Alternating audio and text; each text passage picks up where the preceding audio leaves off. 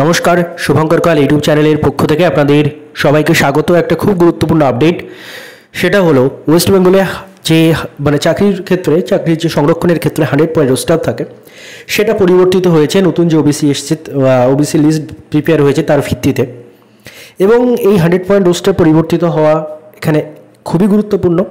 এই কারণে খুব গুরুত্বপূর্ণ কারণ এইটার ভিত্তিতেই কিন্তু নতুন করে আবার সংরক্ষণ দিয়ে 100 পয়েন্ট রোস্টার মেনে ভ্যাকান্সি প্রকাশ করবে এবং নতুন নোটিফিকেশান আসতে পারে বিভিন্ন দপ্তর থেকে। এই জন্য তো এই বিষয়ে ডিটেলস আলোচনায় আমরা আসবো। ভিডিও শুরু করার আগে একটা ছোট্ট ঘোষণা বন্ধুরা আপনাদের জন্য। টেক্সট বুকের নাম আশা করি প্রত্যেকেই জানেন, তার সামার সেল চলছে। আজকে কিন্তু তার লাস্ট ডেট। এই টেক্সট বুকের really pass and pro features, যেটা নর্মাল ফি 1799 থাকে, যেটার আন্ডারে আপনারা একসাথে একাধিক এক্সামের প্রিপারেশন নিতে পারেন, সেটার কিন্তু বর্তমান ফিস ডিসকাউন্টেড ফিস মাত্র 351-তে আপনারা পাবেন। এইচইউবি ইস্যু করতে ইউজ করলে এক্সট্রা 12% ডিসকাউন্ট পেয়ে যাবেন। একটা সাবস্ক্রিপশনের মধ্যে পিএসসির এক্সাম হতে পারে, এসএসসির এক্সাম হতে পারে, রেলওয়ের এক্সাম হতে পারে, সমস্ত এক্সামের প্রিপারেশন কিন্তু আপনারা এই একটা সাবস্ক্রিপশনের মধ্যে আপনারা পেয়ে গিয়ে থাকেন। তো যাদের এই বিষয়ে ইন্টারেস্ট রয়েছে অবশ্যই ডিসক্রিপশনটা চেক আউট করে নেবেন। এইচইউবি ইস্যু করতে ইউজ করলে এক্সট্রা ডিসকাউন্ট পেয়ে যাবেন। ডেসক্রিপশনে লিঙ্ক প্রোভাইড করা থাকবে। এবার আমরা ফিরে আসি ভিডিওর মূল আলোচ্য টপিকে। দেখুন, এই যে 100 পয়েন্ট রোস্টারের ব্যাপারটা, এর একটা পিডিএফ সকালবেলা থেকে সার্কুলেট হচ্ছে। সকালবেলা বলতে ইন দ্য সেন্স 11টা, 11:30, 12টার দিক থেকে আমার কাছে তখন থেকেই বহুজন পাঠিয়েছে, কিন্তু আমি এই বিষয়টা নিয়ে ভিডিও তখন বানাইনি। এই কারণে বানাইনি কারণ এই যে পিডিএফটি ঘোরাফেরা করছে, এই পিডিএফটা এখনও পর্যন্ত কোনো অফিসিয়াল ওয়েবসাইটে পাইনি। আমি পিডিএফটা আপনাদের সামনে দেখাচ্ছি। তো আমি ভেবেছিলাম কোনো নিউজে হয়তো এটা কভার করবে এবং আমি সেই নিউজের রেফারেন্স দিয়ে ভিডিওটা বানাবো, তাহলে সেইটার অথেন্টিক ব্যাপারটা আরও বেড়ে যায়। কিন্তু এখনও পর্যন্ত কোনো নিউজে কভার করেনি। কিন্তু যে পরিমাণে পিডিএফটি সার্কুলেট হয়েছে এবং যে পিডিএফটা যেটা দেখা যাচ্ছে সেটা অথেন্টিক বলেই মনে হচ্ছে। আমি আপনাদের সামনে পিডিএফটি দেখাই। এই যে সেই পিডিএফটি আপনারাও যদি কোনো ওয়েবসাইটে পেয়ে গিয়ে থাকেন, আমি গভর্নমেন্টের অনেকগুলো ওয়েবসাইট চেক করেছি, স্পেশালি লেবার ডিপার্টমেন্টের ওয়েবসাইট চেক করেছি। আমার চেক করার কোনো ভুল থাকতেও পারে সেখানে, বাট আমি কিন্তু খুঁজে পাইনি। তো আপনারাও একটু চেষ্টা করবেন সেখানে পাওয়া যাচ্ছে কি না, পেলে আমাকে অবশ্যই জানাবেন।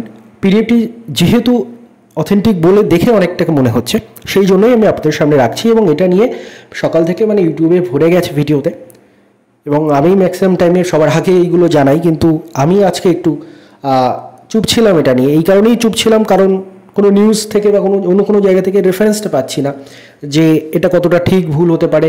তার রেফারেন্সটা যদি না পাই তাহলে সেটা নিয়ে বলার ঠিক আমার ভালো লাগে না ব্যাপারটা আর কি। তো যাই হোক, বহুজন ভিডিও বানিয়েছেন এটা নিয়ে, আপনারা আশা করি দেখেও নিয়েছেন।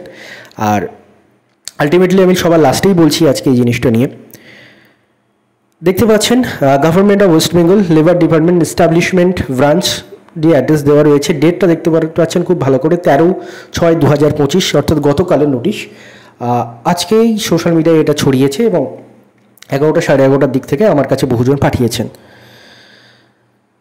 তো from the special secretary to the government of West Bengal on to 64, the additional chief secretary, principal secretary requested to circulate all stakeholders under their kind control. কোথায় কোথায় বলছে দেখুন, 65 the secretary governor secretary Raj Bhavan Kolkata 7,62,000, the secretary West Bengal legislative assembly, এই জায়গায় হচ্ছে রেফারেন্সও পাঠানো হচ্ছে। এবং তার সাথে সাথে 67 the chairman PSC West Bengal, অর্থাৎ সবচেয়ে গুরুত্বপূর্ণ যেটা পিএসসি চেয়ারম্যানকেও এটা সার্কুলার পাঠানো হয়েছে এই নোটিশ অনুযায়ী। 68 to 72 ডিভিশনাল কমিশনার এআইআই, এবং 73 to 95 that is district magistrate to AII or not, এটা এআইআই হবে না, এটা অল আর কি, সমস্ত ডিভিশনাল কমিশনার এবং সমস্ত ডিস্ট্রিক্ট ম্যাজিস্ট্রেটকেও পাঠানো হয়েছে। Sub circulation of the gazette notification regarding, এই ব্যাপারগুলো বলা রয়েছে। কি বলছে দেখুন, I am forwarding herewith the gazette notification published by this department via code এত dated 13/6/2025 for taking necessary actions and for circulation to all concern. তো সমস্ত যত স্টেক হোল্ডার রয়েছে সব জায়গায় কিন্তু এই নোটিশটা পাঠানো হয়েছে। গতকালের নোটিশ দিয়ে তারপরে কিন্তু দেখতে পাচ্ছেন স্পেশাল সেক্রেটারির সিগনেচার রয়েছে to the special secretary to the government of West Bengal.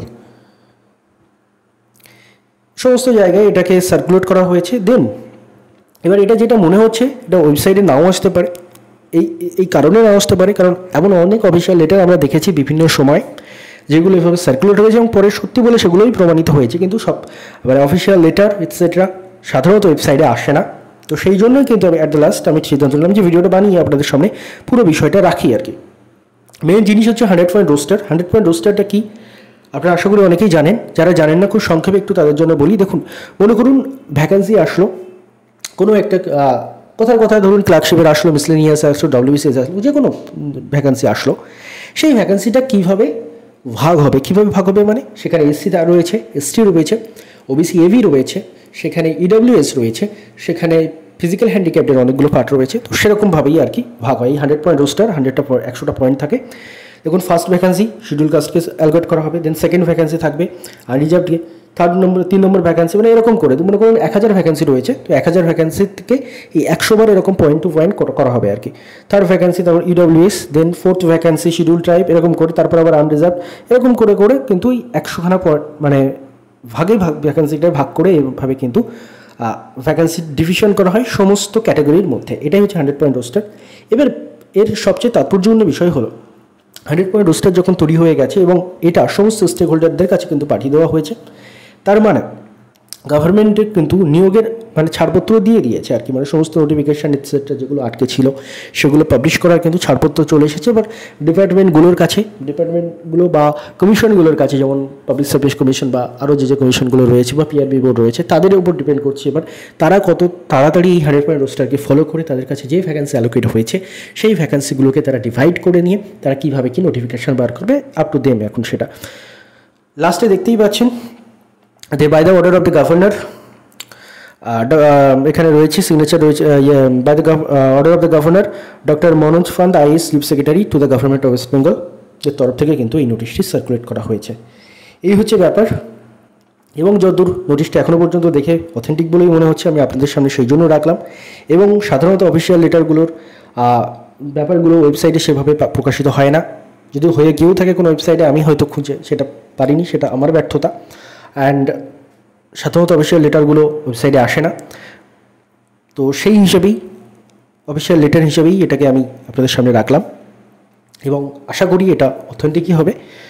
আর সবচেয়ে গুরুত্বপূর্ণ বিষয় যেটা 100 পয়েন্ট রোস্টার তৈরি হয়ে গেছে মানে কোনো ডিপার্টমেন্টের কোনো নোটিফিকেশান বার করতে আর কোনো বাধা নেই। যদি ভ্যাকেন্সি অ্যালট হয়ে থাকে সেই ভ্যাকেন্সিতেই 100 পয়েন্ট রোস্টার অনুযায়ী সেই ভ্যাকেন্সিকে ভাগ করে তারা কিন্তু নোটিফিকেশান পাবলিশ করতে পারে। এটাই হচ্ছে সবচেয়ে গুরুত্বপূর্ণ ব্যাপার। এবার আপনারা জানেন অলরেডি এই ওবিসি সার্ভে সেটা নিয়ে চ্যালেঞ্জ করে আবার একটা কেস হয়েছে হাইকোর্টে এবং তার সাথে সুপ্রিম কোর্টে আগামী মাসে অর্থাৎ জুলাই মাসে কিন্তু ওর ফাইনাল শুনানি রয়েছে, ফাইনাল শুনানি বলা ভুল, মানে শুনানি রয়েছে আপনার সার্ভে। তো সেইগুলোর উপর কিন্তু ডিপেন্ড এখনও পর্যন্ত করছে, এমন নয় যে পুরোপুরি সব উঠে গেল, এখনও পর্যন্ত তার উপর ডিপেন্ড করছে যে এই সার্ভে এবং নতুন যে ওবিসি রিজার্ভেশন দেওয়া হলো সেটা কতটা যুক্তিযুক্ত, সেটা কিন্তু আলটিমেটলি আদালত বিচার করবে। বাট হ্যাঁ, সরকারের তরফ থেকে কিন্তু যে জিনিসটা দেখা যাচ্ছে একটা তাড়াহুড়ো দেখা যাচ্ছে এবং তারা চাইছে নতুন করে নোটিফিকেশানগুলো যেগুলো 1.5 বছর ধরে আটকে রেখেছিল তারা নিজেরাই সেগুলোকে আবার নতুন করে পাবলিশ করে দিয়ে ফর্ম ফিল আপ করুন ইত্যাদি প্রসেস হয়তো এগোবে। এবং এর ফলস্বরূপ ভিডিও টাইটেলে যেটা আমি আপনাদের দিয়েছি দেখতে পাচ্ছেন, WBCS 2024-এরও নোটিফিকেশান পাবলিশ হতে কোনো বাধা নেই। ক্লার্কশিপ মিসলেনিয়াস নতুন যে নোটিফিকেশান পাবলিশ হওয়ার কথা ছিল সেটাতেও বাধা নেই। অনেকে পুলিশ এক্সামের জন্য ওয়েট করছেন, পুলিশ এক্সামেরও নোটিফিকেশান পাবলিশ হতে বাধা নেই। এবং যেগুলোরই ভ্যাকেন্সি রিলেটেড হয়েছে যে কমিশনের হোক সেগুলোর কিন্তু নোটিফিকেশান পাবলিশ হতে আর কোনো বাধা নেই। ধন্যবাদ আপনার সবাইকে ভিডিওটি মন দিয়ে দেখার জন্য।